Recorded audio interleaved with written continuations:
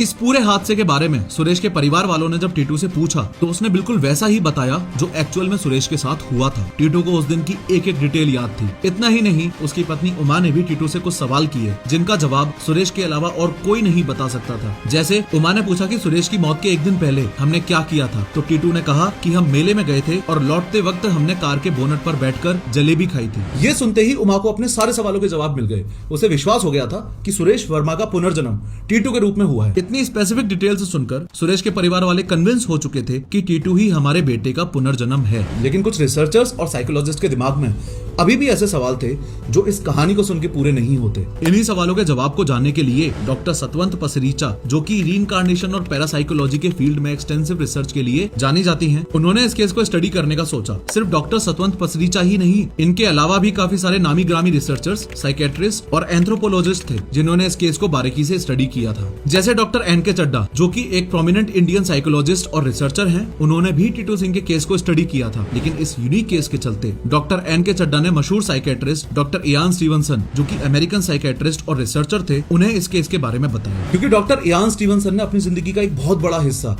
इन reincarnation के cases को study करने में ही बिता दिया था। उन्होंने तकरीबन 3000 रीइंकार्नेशन केसेस को इन्वेस्टिगेट किया था और इस फील्ड में उनकी काफी अच्छी पकड़ थी। उनके एक्सपीरियंस के मदद से वो आसानी से पता कर सकते थे कि ये फ्रॉड केस है या जेन्युइन। जब उन्हें इस केस के बारे में पता चला तो उन्होंने डॉक्टर एंटोनिया मिल्स, जो कि एंथ्रोपोलॉजिस्ट और प्रोफेसर हैं, उन्हें इस केस को बारीकी से स्टडी करने के लिए बोला।